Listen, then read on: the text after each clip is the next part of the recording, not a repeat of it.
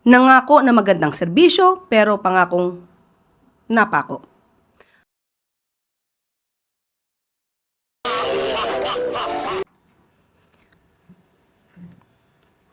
Magandang umaga, Malacanang Press Corps. Aksyon, aksyon, at aksyon ang utos ng Pangulo. Pagtugon sa pangangailangan ng mga Pilipino at hindi pagbabakasyon ang pinagtutuunan ng Pangulong Ferdinand R. Marcos Jr. Mabilis na inaksyonan ni Pangulong Marcos Jr. ang pangakong mabilisang short-term solution. Ito ay naipatupad na.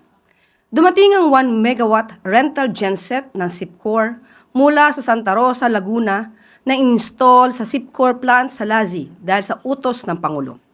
Ito ay para maibsan paunti-unti ang krisis sa kuryente sa SIQHOR at matugunan ang hirap ng mga residente.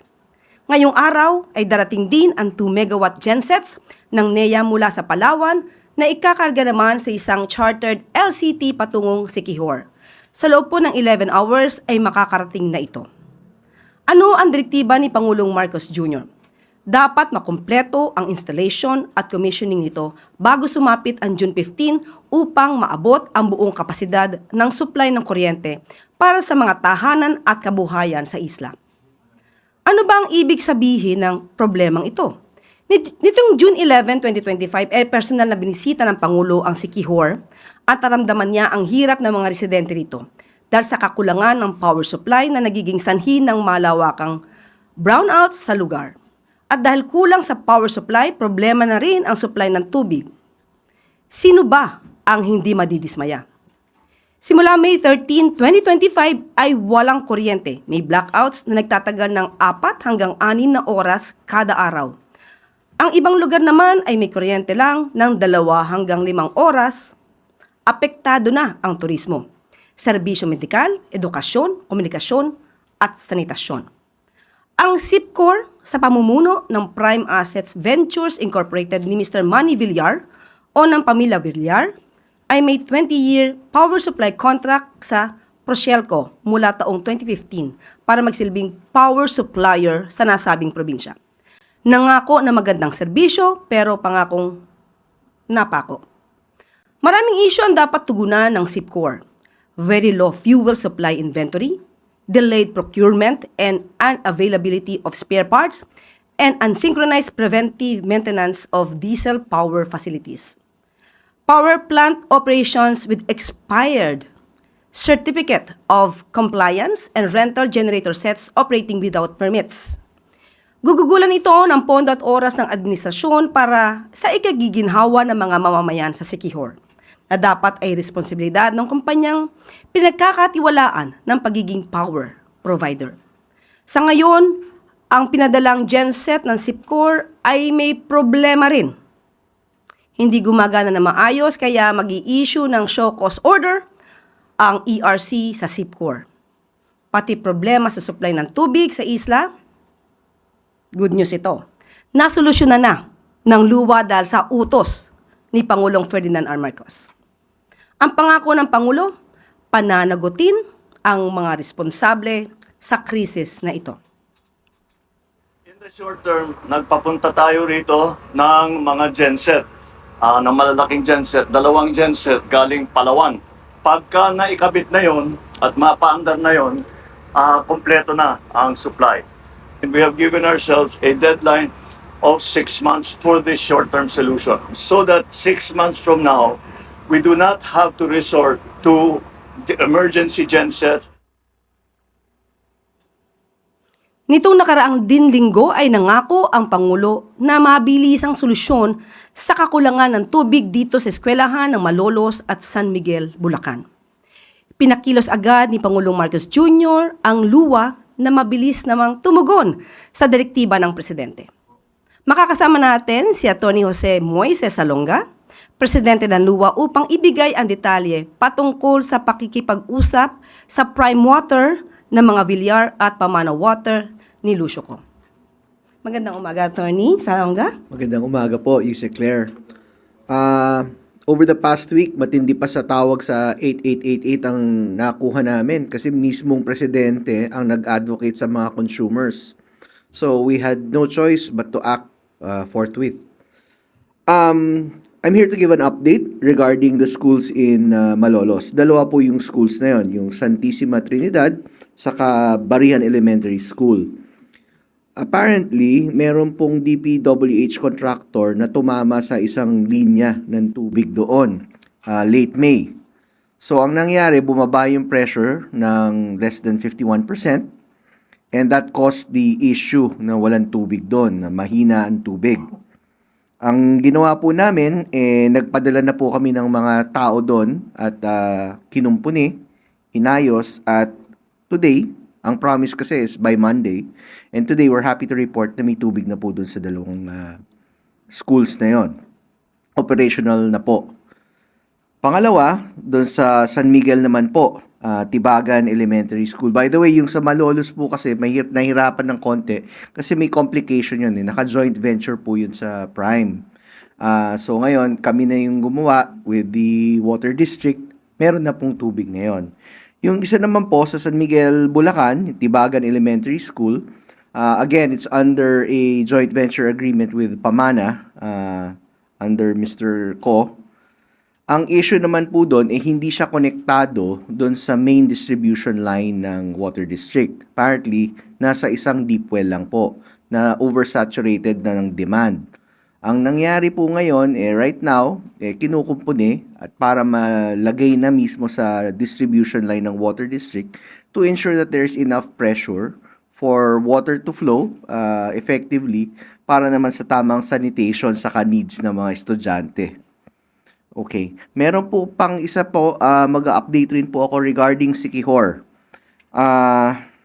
Again, mismong presidente ang nagbigay ng direktiba na ayusin ang problemang kuryente at tubig sa Siquijor. We're happy to take on that challenge by saying that LUA already coordinated with the nearest water district, which is Dumaguete City Water District. It is again under a joint venture with Metro Pacific, and they have already agreed that they will lend a water lorry, and a genset.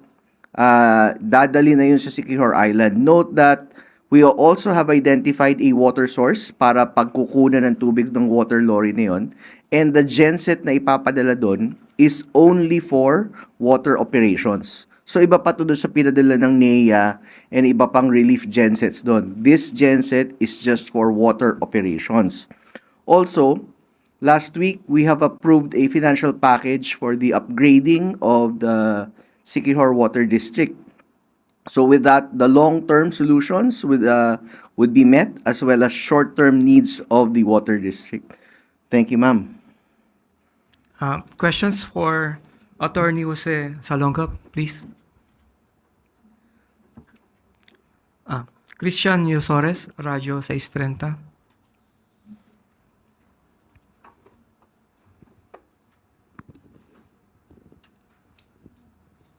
Good morning po, Attorney. I think late April or early May, meron ding naging directive po ang Pangulo na imbestigahan yung iba pang concerns at complaints sa services ng Prime Water, not just in Bulacan but other areas. Meron na po bang result yung investigation na yun? We are already finishing our report. Hindi ko lang mapipreempt. Bibigay po namin sa Presidente yun. And after his appreciation of the facts, then we'll be able to share the contents of such report. Maricar Sargan, Brigada. Good morning, Attorney. Update lang, sir. Maliban po dito sa Malolos and sa San Miguel, Bulacan, kung meron din po kayong mga info, kung may iba pang mga paaralan na may same na problem sa tubig. Actually, lahat po, 532 water districts, pinadala namin ng memorandum circular with an attached form to report all issues regarding water supply sa kanilang water districts. This covers both private and public schools. We are now processing all of those reports and we can hand it to you or share that to you once we've finished, hopefully by Monday or Tuesday. Ito pong memorandum circular, sir, right after lang nung nag-utos si Pangulong Marcos. Immediately after. Yes, immediately after. Thank you po. Thank you, Maricar. Next question, Eden Santos, Net 25.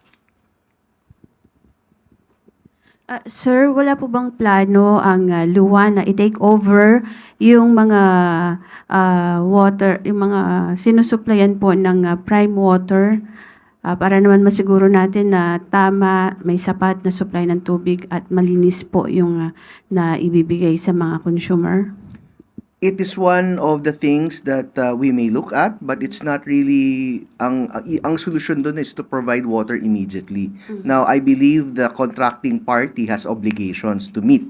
So una simulan natin doon. Once if hindi talaga magagawan, we'll cross the bridge when we get there.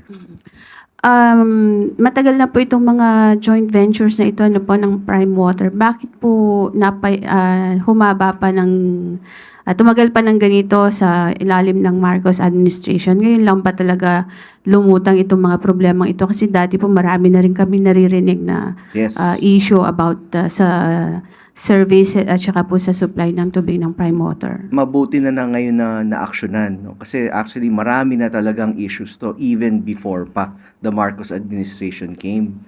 In fact, lumobo nga to before pa eh. So right now, napapansin na. So I think that's something that we have to be happy with, that right now, we are actually taking care of the consumers who are affected by this problem. Opo, 3 years na po sa pwesto ang Pangulo. Ngayon lang po ba ninyo napansin itong mga problemang ito? Kung matagal na po pala. Actually, ma'am, kung 3 years na po ang Pangulo, 1 year pa lang ako. Ngayon ko na inaaksyonan. So maybe we should be asking other previous administrations. But I think to be fair with them, they have addressed the situations also. Ngayon lang yata lumala. Thank you po. Ivan Marino.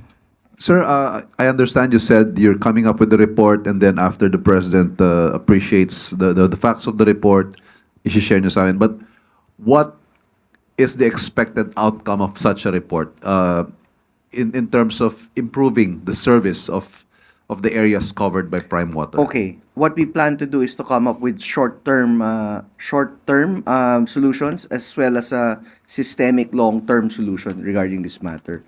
No, it was unprecedented. By PD 198 did not contemplate joint ventures with water districts. So that's something that we have to face right now. No, it's part of development and evolution of our economics. So after we present, we will address it in 2 ways. Short-term solutions and a long-term systemic solution regarding this matter. Kasi utilities to eh. Hindi talaga nasusolve ng mabilisan. And what are we looking at? Is there a possibility that the contracts entered into by Prime Water will be rescinded in favor of government so that we can probably improve the service? Kasi yun naman ho ang bottom line natin dito, hindi ba? Bottom line. Pero titingnan muna natin all legal solutions. Kasi the solutions here is both commercial and legal. So again, once after the President appreciates the facts of the matter, then I can elaborate and elucidate. Thank you, Ivan. Next question, Pia Gutierrez, ABS-CBN. Sir, yung sa Siquijor, ang nabalitaan lang kasi namin may problema sila sa kuryente, pero meron din pala silang problema sa tubig. Could you give us yung situation po ng water problem nila doon at gaano ito kalala? Well, a lot of people don't know that most of the time, yung water situation natin is dependent on the power situation. Water pumps are run by electricity.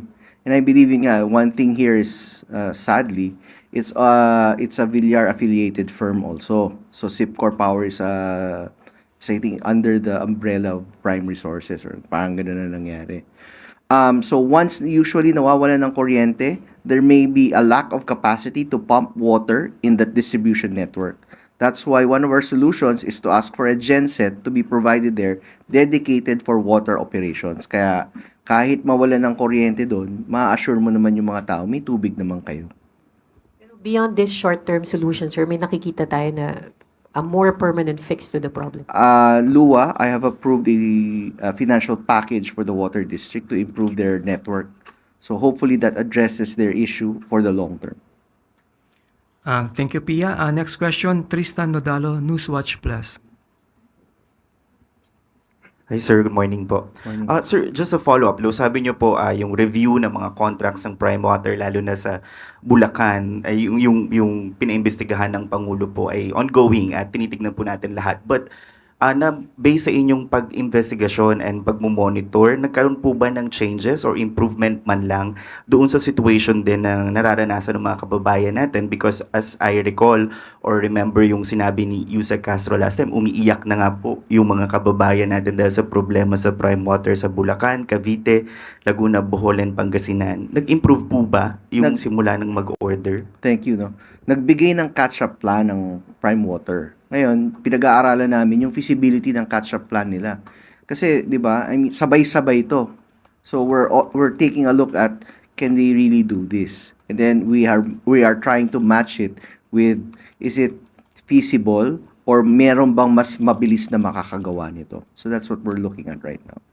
Pero sir, yung water supply sa mga lugar na yun, Meron naman daw konting improvement, no? Konting marginal improvement, but yet we have to verify those things, no? Even yung complaints na bine-verify namin yan, we don't do that haphazardly. how soon are you going to meet with the president, sir, to present yung We will be investigation? asking for a schedule with the president, and once it's done, I will report. Okay. Any more questions? Christian Rizores. Sir, isa rin po sa mga na-mention na complaints ng ilang mga customers ng Prime Water is yung mataas din na singils nila despite nga po ng poor services. Yun din po ba aim or part ng investigation to address? Ano po ang magiging resolution po doon? The solutions proposed are systemic. Kasama po yung regulation process niyan. Kasi noong time na yon, iba po yung tumatay yung regulator, no? So, merong issue na ganyan kailangan naming tingnan, both legally and regulation policy-wise. Pero hindi po sa luwa nagpapasa ang mga companies like Prime Water kung mag-a-apply sila for adjustment sa... Dati kasi merong iba, no? Ibang entity ang nagbigay sa kanila ng rates nila. That is part of the report. So, once again that report is out, we will be happy to share. May tanong pa po ba?